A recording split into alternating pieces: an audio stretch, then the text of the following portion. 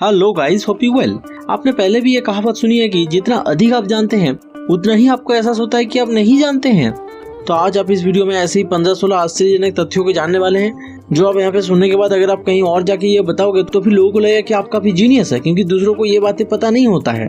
और हम आपको अंत में ये बताएंगे कि एक ईगल्स ने किस तरीके से एक साइंटिफिक स्टडी को बैंकरप्ट कर दिया। मतलब एक रिसर्च हो रहा था, उसको पूरी तरीके से बैंकरप्ट एक ईगल ने कर दिया, और ये किस तरीके से हुआ ये हम अंत में बताएंगे आपको। So let's start now. Fact number 1, जब भी आप एप्पल के बारे में सुनते हो तो आपके दिमाग में ऐसा ही कोई इमेज बनता होगा, लेकिन क्या आपको पता है इस दुनिया में ब्लैक एप्पल भी एग्जिस्ट करता है, जिसे कहा जाता है ब्लैक डायमंड एप्पल, और ये मिलता है सिर्फ तिब्बत में। और इस एप्पल को चाइनीज रेड डिलीशियस भी कहा जाता है। ये एप्पल सेम ही होता है जैसे हम खाते हैं रेड कलर का, बस फर्क सिर्फ इतना है कि ये वाला ब्लैक होता है और जो हम खाते हैं वो रेड या फिर ग्रीन होता है, right. So now next number 2, तारे नहीं चमकते हैं, लेकिन हम में से हर किसी ने बचपन में तो ये सुना ही होगा कि twinkle twinkle little star. But research के बाद ऐसा पता चला कि तारे एक्चुअल में नहीं चमकते हैं। स्टार्स के जो प्रकाश होता है यानी कि लाइट होता है वो हमेशा कांस्टेंट ही रहता है, लेकिन जैसे ही वो प्रकाश अर्थ के एटमॉस्फेयर में आता है तो वहाँ पे चीजें बदल जाता है, तो तभी ऐसे ब्लिंक करने लगता है और हमें लगता है कि ट्विंकल ट्विंकल लिटिल स्टार। लेकिन ये गलत है, क्योंकि एक्चुअल में वो तारे चमकते नहीं है। तो इसीलिए आप अगर कहीं पे ये सुन रहे हो इसके बाद तो फिर प्लीज उनको करेक्ट कर देना। नेक्स्ट फैक्ट नंबर 3, और क्या आपको पता है हम और आप, हमारे जैसे लोगों का जो दिल होता है वो लगभग पूरी जिंदगी में 2.5 बिलियन बार धड़कता है। इनफैक्ट ज्यादा से ज्यादा लोगों का जो हार्ट बीट होता है वो एवरेज 60 से 70 बार हर मिनट में धड़कता है, यानी कि लगभग 1 लाख बार हर दिन धड़कता है। And that's about 35 million times a year and more than 2.5 billion times during an average life time according to PBS। Now next number 4, क्या आप अपने फोन को ऐसे पीछे के पॉकेट के साइड रखते हैं? और क्या कभी भी इस वजह से आपका फोन टूटा है? क्योंकि अगर कभी भी ऐसे गलती से बैठ जाते हो तो फिर ये फोन टूटने का संभावना बढ़ जाता है। बट सैमसंग ने भी कुछ ऐसा किया है जिस वजह से आपको कोई फिक्र करने की जरूरत ही नहीं है। आपके फोन पीछे के पॉकेट में रहे, आगे के पॉकेट में रहे, कहीं पे भी रहे, कोई फर्क नहीं पड़ता, क्योंकि सैमसंग ने अभी बॉट शिफ्ट रोबोट्स को यूज करते हैं अपने फोन को टेस्ट करने के लिए। मतलब इससे का एक रोबोट होता है जिसके थ्रू अपने ड्यूरेबिलिटी और बेंडिंग को चेक करते हैं और ऐसे ही फोन निकालते हैं। सो अगर आप एक सैमसंग का यूजर हैं और अगर आप अपने पीछे के पॉकेट में फोन को रखते हैं तो don't worry.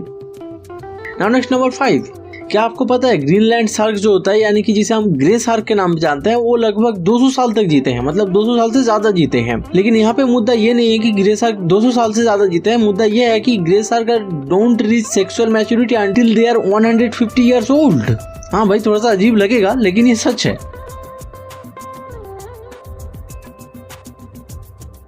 Now next number 6, Bharat में आमतौर पे नाम क्या होता है? चिंकी, मिंकी, रिंकी, पिंकी ऐसे होता है, मतलब ऐसे ही नॉर्मल कोई नाम होता है। लेकिन कुछ सेलिब्रिटीज ऐसे होते हैं जो अपने बच्चों का नाम काफी यूनिक रखते हैं, जैसे कि gravity, pilot, inspector, apple, north, saint, Chicago, मतलब ऐसे ही काफी सारे नाम रखते हैं बच्चों के। लेकिन यहाँ पे मजे की बात यह है कि स्वीडन के एक कपल ने एक बार ये नाम रखा था, मतलब मैं प्रोनाउंस नहीं कर सकता इसीलिए मैं ये नाम बता रहा हूँ। मतलब ये नाम उन्होंने रखा था अपने बच्चों का, एक कपल ने, लेकिन स्वीडन के स्ट्रिक्ट नेम रिलेटेड लॉ के तहत इस नाम को रिजेक्ट कर दिया गया।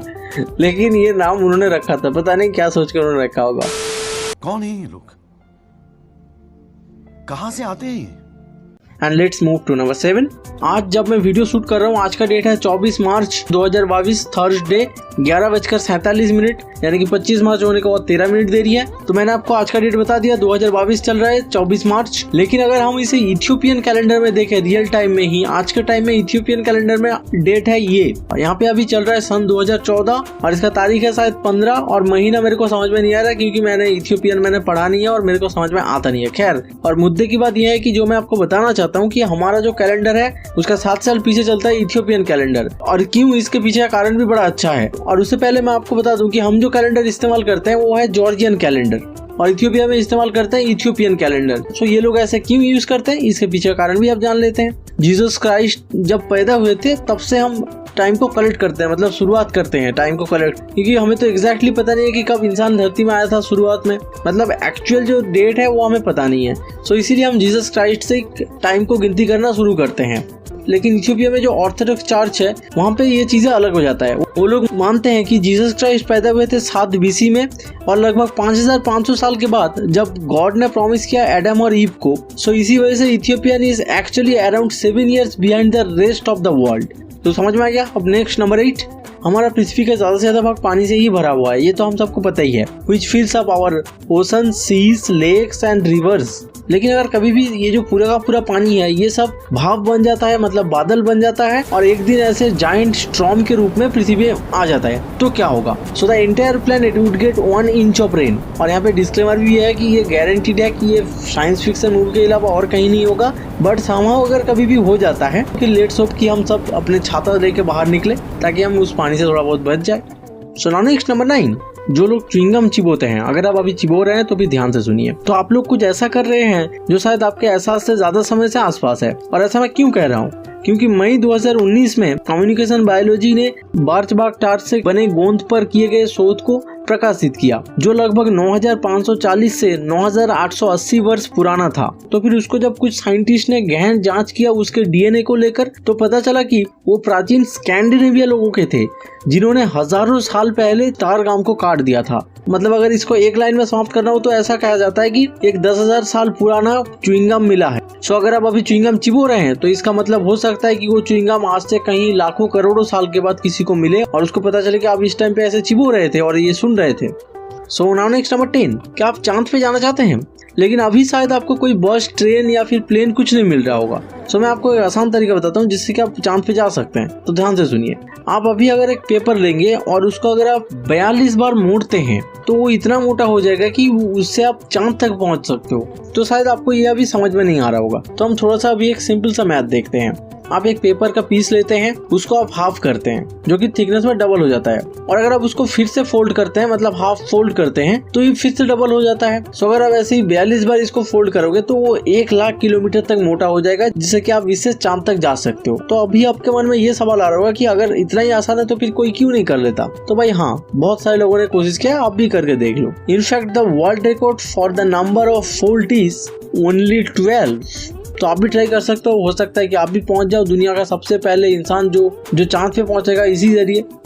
नाउ नेक्स्ट नंबर 11, क्या आप लोगों ने कभी मिनिएचर बुक के बारे में सुना है? सो डोंट वरी अगर आपने नहीं सुना हो तो, क्योंकि भारत के साथी रदूर के पास एक पुस्तक संग्रह है जो आश्चर्यजनक रूप से विशाल है, विशेष रूप से ये दिखाते हुए कि ये साहित्य के छोटे छोटे संस्करणों से बना है। और अधूर है the world largest collection of miniature books का owner, which include 3137 unique miniature books. और मैं आपको थोड़ा बहुत इस मिनिएचर बुक के बारे में बता देता हूँ। ये जो किताबें होते हैं ये लंबाई में, चौड़ाई में और मोटाई में 3 इंच से ज्यादा नहीं होता है। मतलब 3 इंच का ही, मतलब हर तरफ से ये 3 इंच ही होता है। सो ऐसे किताबों का दुनिया में सबसे बड़ा कलेक्शन सातर अधूर जी के पास है।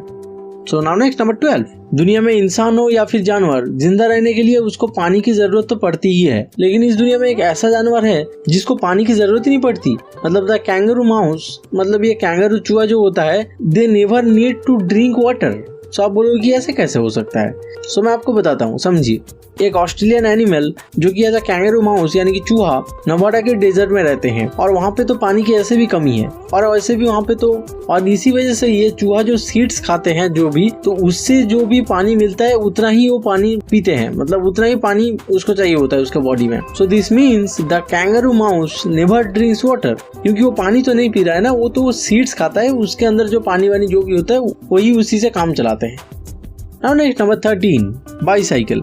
जिंदगी में तो आपने कभी ना कभी ऐसे बाईसाइकिल चलाए होंगे, लेकिन क्या आपको पता है अगर आप कभी भी ऐसे टैंडम साइकिल चलाए होंगे, मतलब टैंडम साइकिल, तो फिर ये आपके लिए बहुत ही ट्रिकी होगा और बहुत ही मुश्किल होगा इसको चलाने के लिए, क्योंकि ये साइकिल है लंबाई में 135 फीट, और यही इस साइकिल को बनाता है the longest bicycle in the world, crafted by Santosh and the university of South Australia on 2015। और इसे चलाया था एक ग्रुप ऑफ साइकिलिस्ट ने। हालांकि इसे कंट्रोल करना काफी मुश्किल था, but this is the longest bicycle in the world which is over 135 feet long.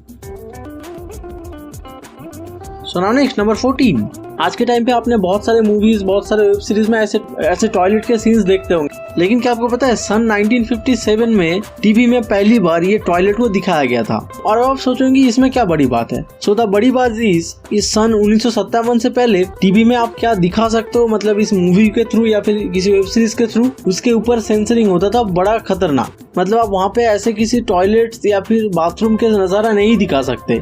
बकायदा इसका एक रूल भी था कि आप ऐसा कुछ चीजें ऑन स्क्रीन पे पे नहीं दिखा सकते, मतलब टॉयलेट बाथरूम ऐसी चीज आप ऑन स्क्रीन पे नहीं दिखा सकते। उस टाइम पे ये रूल था। फिर उसके बाद एक शो था जिसमें एक ऐसा सीन था, मतलब ऐसे टॉयलेट को दिखाने का एक सीन था, तो उसी वजह से ही ये सब कुछ शुरू हुआ और उसके बाद से ही ये चीजें ऑन स्क्रीन पे आया। आज के टाइम पे अगर ऐसी सीन नहीं दिखाएंगे तो फिर शायद वेब सीरीज और मूवीज नहीं चलेंगे। And you can understand what I mean. So now next number 15। सो अब बात करते हैं उस बैंकक्रप्ट साइंटिफिक स्टडी के बारे में। रसिया में एक रैप्टर रिसर्च टीम था जिन्होंने एक आइडिया सोचा कि हम एक कॉन्वर्सेशन नेटवर्क बिल्ड करते हैं। तो इसीलिए उन लोगों के दिमाग में एक ऐसा ख्याल आया कि हम 13 अलग अलग ईगल्स को लेंगे और उसमें हम SMS text based tracking device लगा देंगे। और इसका कारण बड़ा सिंपल था। उन्होंने ऐसा सोचा कि उसकी वजह से उस पंछी से जो हमें वैल्यूएबल इंफॉर्मेशन मिलेगा वो हमें उसके बिहेवियर के बारे में और भी ज्यादा जानने में मदद करेगा।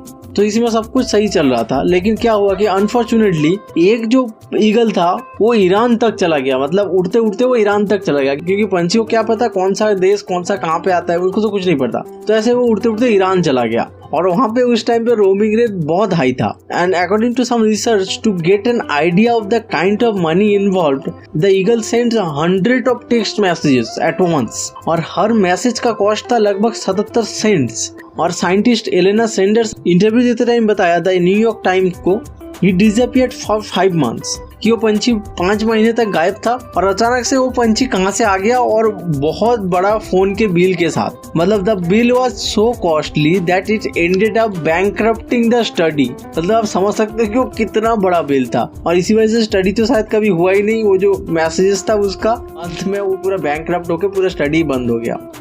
और अंत में एक बोनस फैक्ट भी आप लोगों के लिए,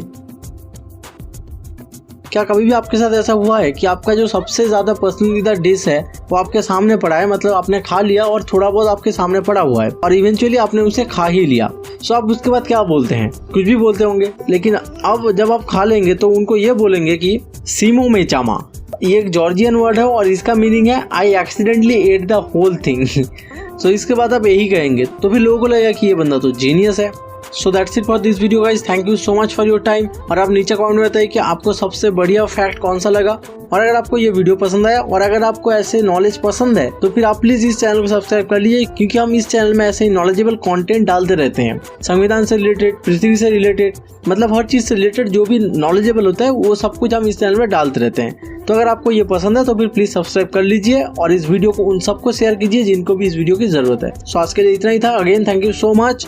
और आप प्लीज कमेंट में बताइए कि आपको और कौन सा टॉपिक में वीडियो चाहिए, मतलब आपको पसंद है और कौन सा टॉपिक जिसके बारे में हम वीडियो बनाए, मतलब हम कोशिश करेंगे उस बारे में बनाने की। तो आप प्लीज वो कमेंट में बताइए। So that's it. अपना ख्याल रखिए, अपने पर्यावरण का ख्याल रखिए। तब तक मैं चलता हूँ। गुड बाय एंड जय हिंद।